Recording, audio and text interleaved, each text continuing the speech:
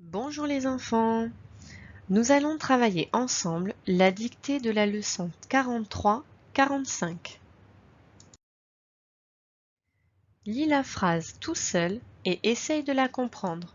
Appuie sur pause pour prendre le temps dont tu as besoin car tu es capable de lire la phrase en entier tout seul.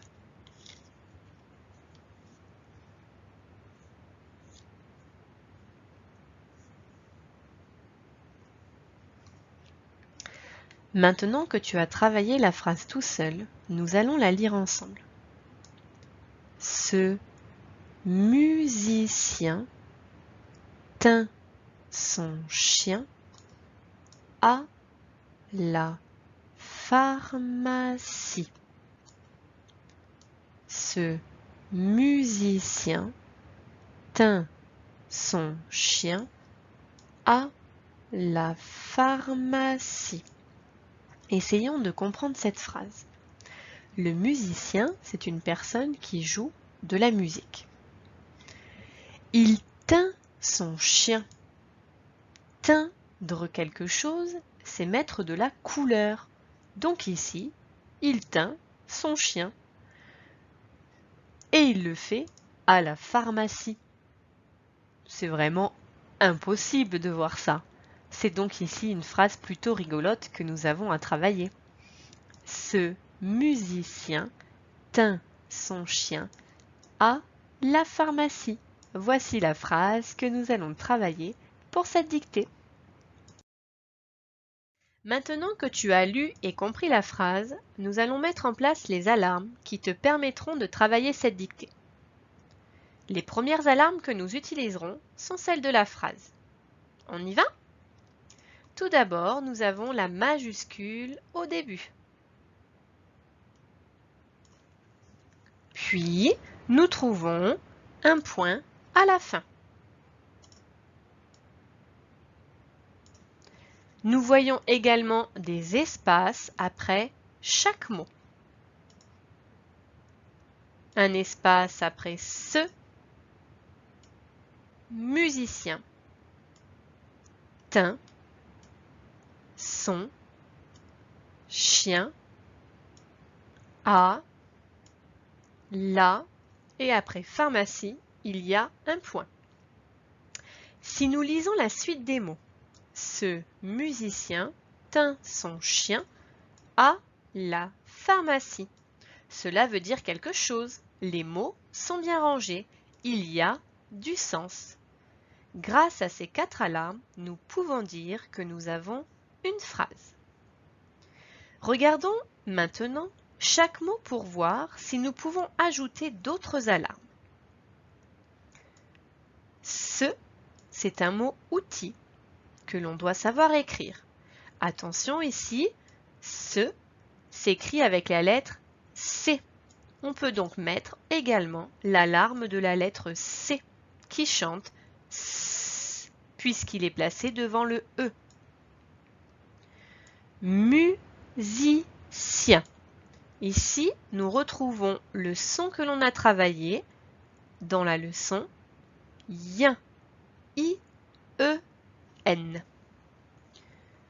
Nous retrouvons également la lettre S qui est toute seule et qui chante ici Z. Tu te souviens de la règle? Le S est entre deux voyelles, le U et le I. C'est pour cela qu'il chante Z.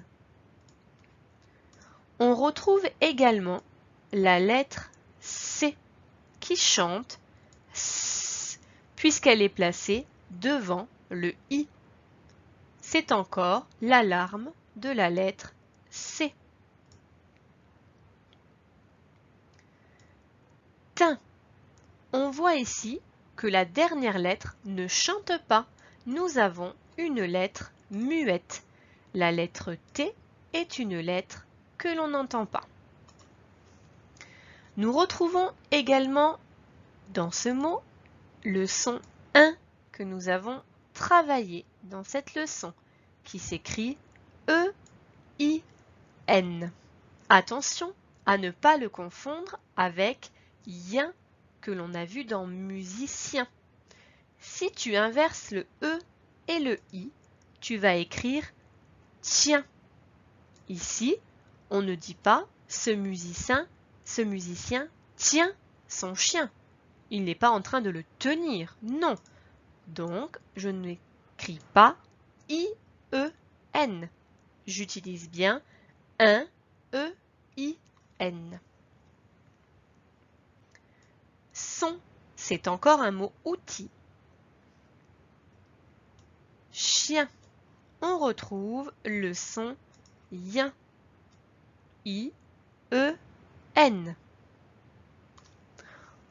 On voit également un son que l'on a travaillé en début d'année, ch, qui s'écrit CH. A. A, ici, il a un accent grave puisqu'ici, c'est le mot outil. Là, tu sais l'écrire. Pharmacie. On voit de suite qu'à la fin, le E ne chante pas. Nous avons donc ici une lettre muette, le E. Nous remarquons aussi qu'il y a encore la lettre C qui chante S. Donc, nous retrouvons encore l'alarme de la lettre C.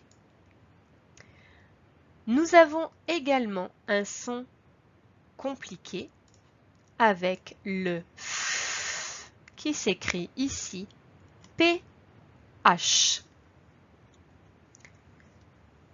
Nous avons donc ici, pour l'alarme de la lettre C, nous avons 3 alertes. Nous avons l'alerte pour le S, l'alerte pour le C de musicien et pour le C de pharmacie. Pour les mots outils, nous avons 3 mots outils. Nous avons ce, son, a. Et pour les lettres muettes, nous avons 2 lettres muettes. Le T que l'on trouve à la fin de teint et le E que l'on trouve à la fin de pharmacie. Nous avons placé toutes les alarmes qui t'aideront à travailler cette dictée. Pour t'entraîner, tout d'abord, tu cherches dans ton lutin la dictée que tu dois travailler.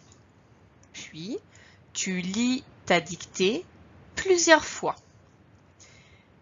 Tu vas t'assurer que tu aies bien compris la dictée. Cela veut dire que tu dois être capable d'expliquer avec tes mots de quoi parle cette dictée. Ensuite, il faudra te rappeler de toutes les alarmes que nous avons mises en place pour t'aider à écrire parfaitement cette dictée.